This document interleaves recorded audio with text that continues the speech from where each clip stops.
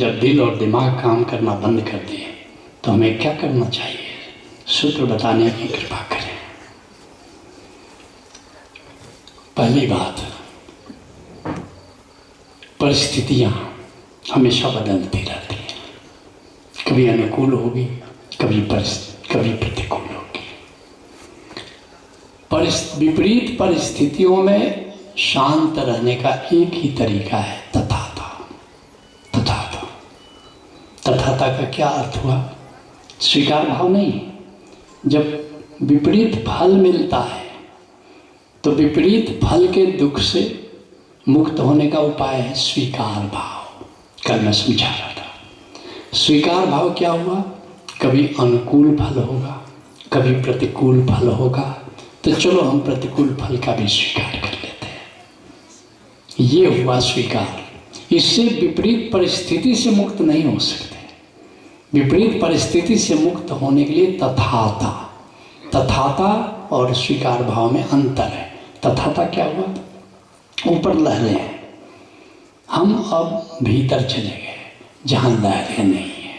अर्थात मैं आत्मा हूँ, इस ज्ञान में प्रतिष्ठित होने का नाम है तथाता।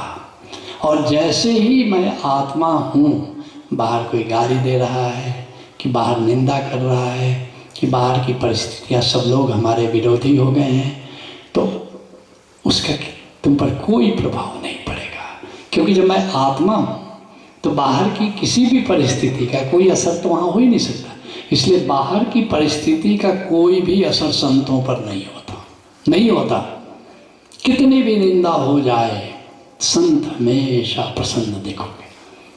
तथाता कैसे? तथाता जो संत तथाता में प्रतिष्ठित है, उसका व्यवहार कैसा होता है? एक उदाहरण तुमको दूं। जापान में एक संत रहते थे, झेन फकीर रहते थे। वहाँ उसी गांव में एक युवती को गर्भ लग गया। किसी लड़के से वो प्रेम करती थी। उसके पिता ने पूछा कि किसका पाप तुम्हारे पेट में पल रहा है? लड़की उस युवक को बहुत प्यार करती थी। उसने सोचा कि अगर प्रेमी का हमने नाम ले लिया तो ये लोग पीट करके मेरे प्रेमी को मार डालेंगे। लेकिन इस गांव में इस संत की बड़ी प्रतिष्ठा है, हम उन्हीं के नाम तो किसी का लेना पड़ेगा। उसने नाम ले लिया कि इन संत का ये झेन फकीर जो है इनका है। उसका पिता आग बबूला उठा, उस लड़की को ले गया और संत को कहा, इस लड़की को पहचानते हो? उसने कहा, पहचानता तो नहीं, तुम परिचय दे दो। कहा, अच्छा अब पहचानते भी नहीं? इस लड़की के गर्भ में तुम्हारा पाप पल रहा है। संत ने कहा, तुम कहते हो तो पलता होगा, तुम चाहते क्या हो? बोला कि इसको रखो, आश्रम में रखो। बोला तुम कहते हो तो स्वीकार है, परमात्मा ने भेजा है। बच्चा हुआ, बच्चा आश्रम में पलने लगा और उसके बाद 1 साल के बाद वो युवक आया। उसने कहा, ये लड़की जो आश्रम में रह रही है मेरी प्रेमिका है। संत ने कहा कि ठीक। बोला ये बच्चा मेरा बच्चा है। उसने कहा तुम कहते हो तो होगा, तुम चाहते क्या हो? मैं अपनी पत्नी और अपने बच्चे को ले जाने आया हूँ। क्या ले जाओ? ये है तथाता। अब क्या संसार कह रहा है, इससे वो बिल्कुल अप्रभावित है, क्योंकि वो आत्मा के तल पर जी रहा है। उसके आनंद में, उसके ज्ञान में दूसरे क्या कह रहे हैं इससे कोई फर्क नहीं पड़ता। और ये तुम्हें सीखना होगा। जब मैंने ओशो को तथाता पढ़ा कि मैं आत्मा हूँ, ओशो कह रहे थे कि दूसरे क्या कहते हैं इससे तुम्हें मुक्त होना होगा। मैंने कहा, और ख़ास करके जहाँ बड़ा सम्मान है वहाँ जा कर के मुक्त होना होगा।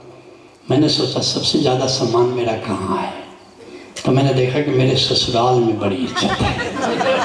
वहाँ जा कर के अपना थोड़ा सा भद्द करा लें तो दूसरे क्या कहते हैं इससे हम मुक्त हो जाएंगे। पत्नी भी जा रही थी, मैंने छुपा के खंजरी रख ली। वहाँ गया, दालान अलग होता है, गांव में जानते हो घर अलग होता है। दालान में खंजरी लिया और सब गांव के बच्चों को इकट्ठा किया कि आओ चलते हैं, गाते हैं।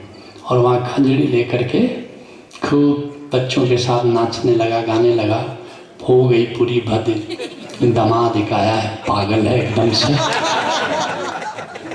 पत्नी ने भी कहा, ये आप क्या कर रहे हैं, कितनी मेरे पिताजी की प्रतिष्ठा का नुकसान हुआ। हम क्या, अब ठीक हो गया, अब लोग क्या कहेंगे इससे मैं पूरी तरह मुक्त हो गया। आज तक तब से मुक्त हूँ।